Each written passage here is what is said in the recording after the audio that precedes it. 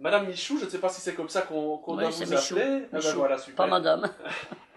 Est-ce que vous pourriez commencer par vous présenter, nous dire je m'appelle Michou, je suis supporter d'Anderlecht et nous expliquer un petit peu pourquoi vous êtes une supporter d'Anderlecht. Ben voilà, je m'appelle Michou. Il y a près de 34 ans, j'ai repris cet établissement. C'était un rêve pour moi parce que suite à une séparation et un divorce, je me suis retrouvé sans boulot, sans rien. Et comme ma passion c'était Anderlecht, j'ai essayé de retrouver quelque chose dans ce milieu-là. Et j'ai eu la chance de pouvoir reprendre cet établissement, qui c'était vraiment un rêve, quoi, parce que je venais ici avant d'être indépendante déjà, je venais à Anderlecht voir les matchs et tout. Je connaissais l'endroit, et quand j'ai su que l'établissement était à remettre, ça a été vraiment un bonheur et une chance pour moi. Ce café dans lequel nous nous trouvons aujourd'hui, c'est vraiment le mini-musée des fans, des supporters d'Anderlecht. Ben oui, c'est considéré, cet endroit est considéré comme le petit musée d'Anderlecht parce que après les matchs, les gens qui sont dans les loges et tout, ils viennent avec leurs clients montrer l'établissement parce que c'est quand même une accumulation de souvenirs énormes depuis le premier titre 1946 jusqu'à ce jour. Comme vous pouvez le voir, les 33 titres sont affichés au mur et plein de photos souvenirs, des Coupes d'Europe, vraiment des très très bons souvenirs footballistiques et les gens apprécient, les supporters d'Anderlecht apprécient, mais les supporters de football aussi parce que ça fait quand même partie de l'histoire du football belge, Anderlecht. Donc c'est apprécié par les amateurs de foot, pas simplement les supporters d'Anderlecht. Est-ce que vous avez, parmi toute votre collection impressionnante, un objet fétiche, un objet particulier qui a plus de saveur ou d'importance que les autres?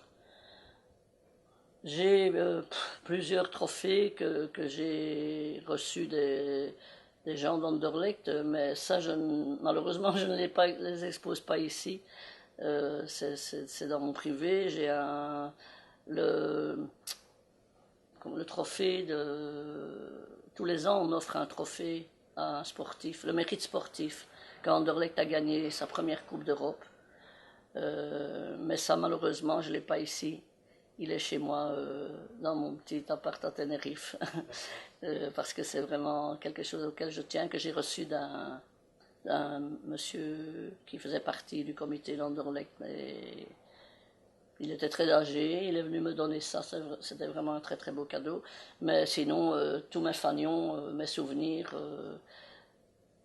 les plus belles choses que j'ai, ce sont les souvenirs d'avoir gagné des Coupes d'Europe et les fanions qui vont avec. Ça signifie quoi pour vous d'être supporter de football? Pour moi, être supporter de football, d'abord c'est une passion, mais c'est aussi, c'est pas un hobby. Disons que les gens se passionnent pour plein de choses. Les gens se passionnent pour le théâtre, des concerts, etc. Bon, ça n'empêche pas d'aller de temps en temps voir un concert, mais c'est vraiment un endroit où on peut rencontrer des gens de tous les milieux. Le football, ça réunit, pour moi, des jeunes, des vieux, des indépendants, des chômeurs, des médecins, des avocats. Ils ont tous la même passion de ce sport. Euh, et ça ne s'explique pas. Une fois qu'on est mordu, on ne peut plus s'empêcher de continuer. Et moi, c'est ce qui m'est arrivé parce que mon papa, depuis que j'avais 2 ans, il m'a amené voir Anderlecht. Et comme j'étais une petite fille un peu turbulente et très sportive, j'ai vraiment beaucoup aimé ça. Et c'est devenu une passion, mais de père en fils, parce qu'on est 4 générations dans la famille, aussi bien père et mère, de supporters d'Anderlecht. Donc, c'est un peu.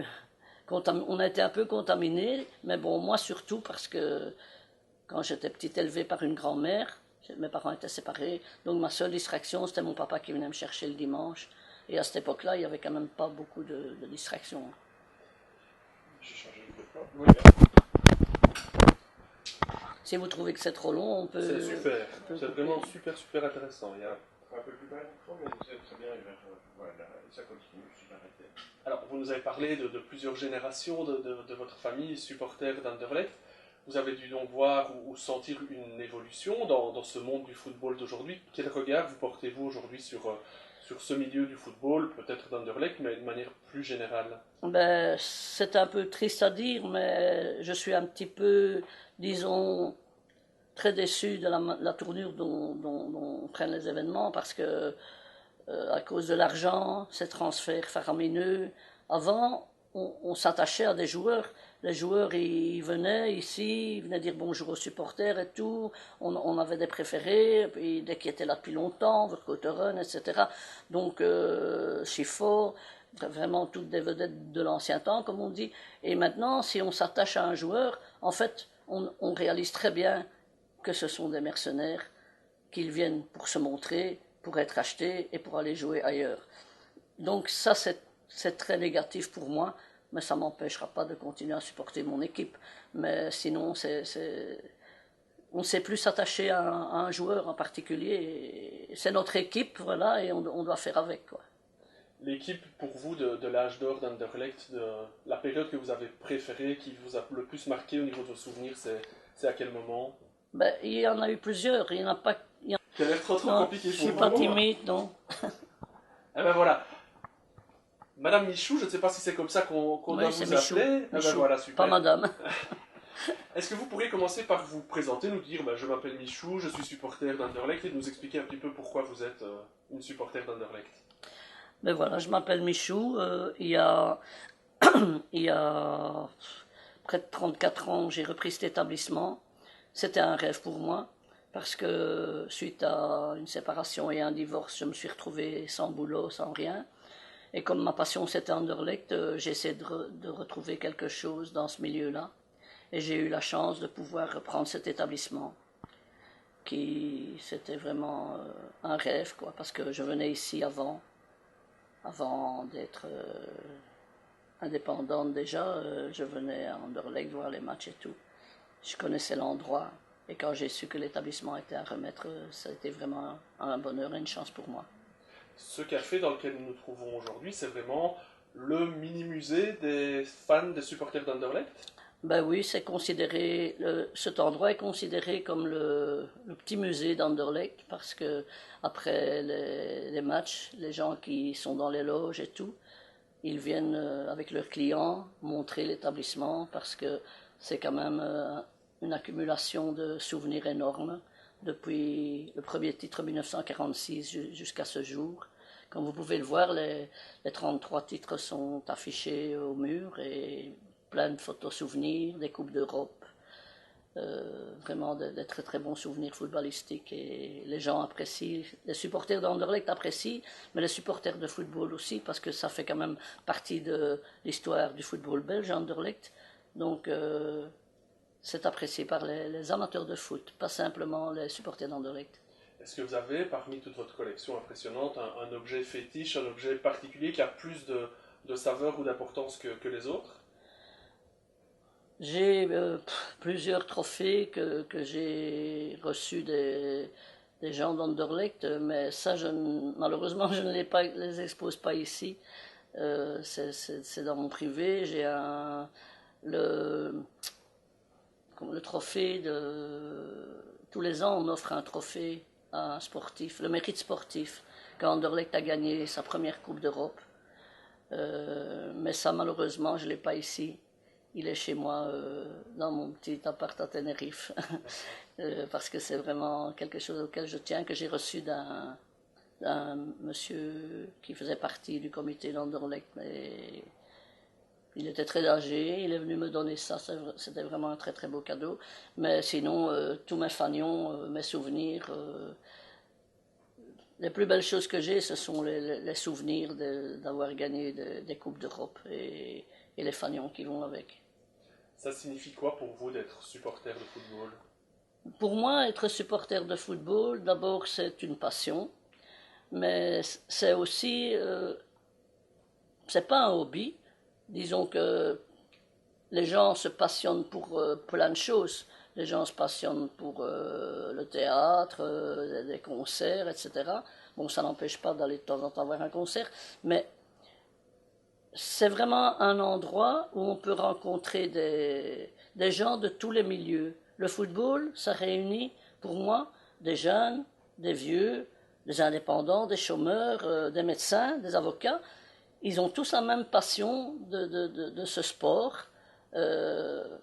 Et ça ne s'explique pas. Une fois qu'on est mordu, on ne peut plus s'empêcher de continuer.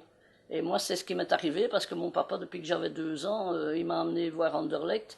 Et comme j'étais une petite fille un peu turbulente et très sportive, j'ai vraiment beaucoup aimé ça. Et c'est devenu une passion, mais de père en fils, parce qu'on est 4 générations dans la famille, aussi bien père et mère, de supporters d'Anderlecht. Donc c'est un peu...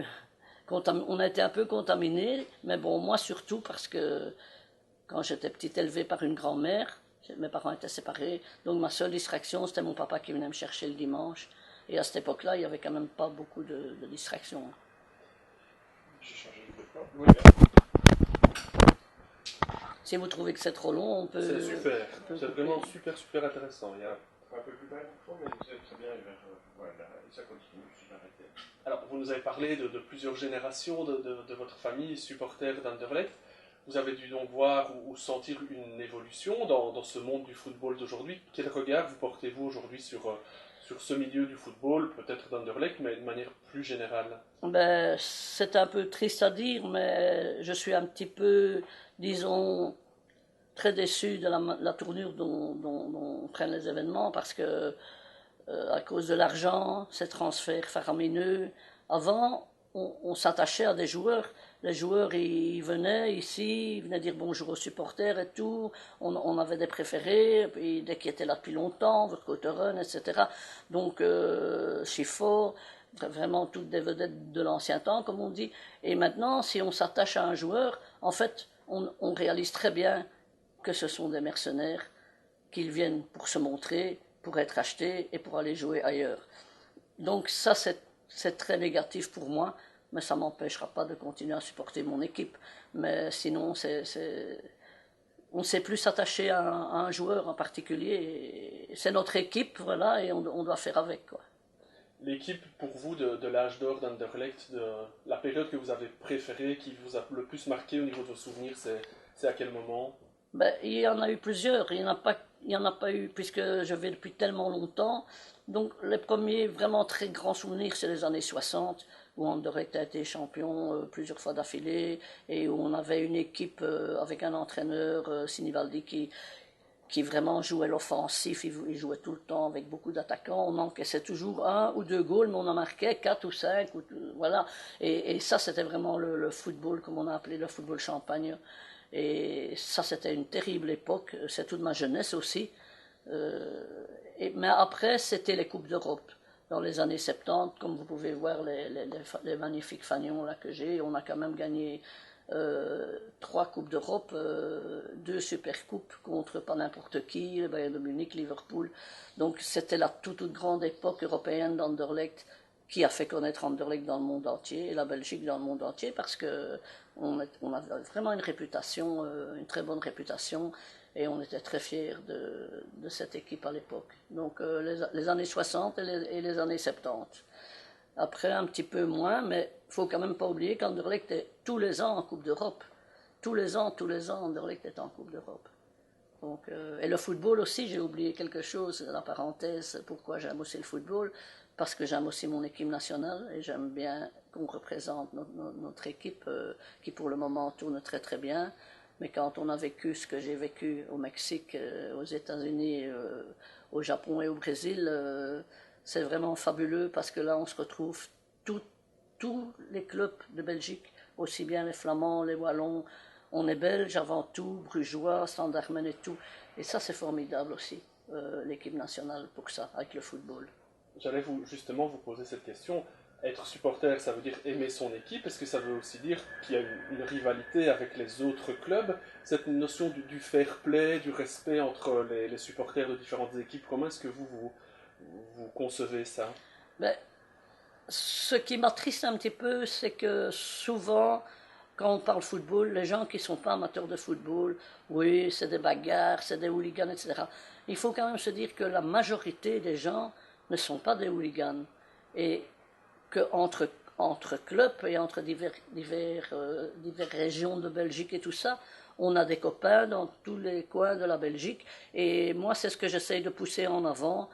Surtout chez les jeunes, que bon, j'ai été coach de football aussi, donc moi j'essaie de leur inculquer le principe aussi que le football c'est un sport. Donc les gens contre qui on joue, ce ne sont pas des ennemis, ce sont des adversaires de sport. Et il faut prôner le fair play chez les jeunes et tout, c'est ce que j'ai toujours essayé de faire, et je crois que c'est bien. Merci beaucoup pour votre message qui est très inspirant, Michel. Voilà. Ok, merci.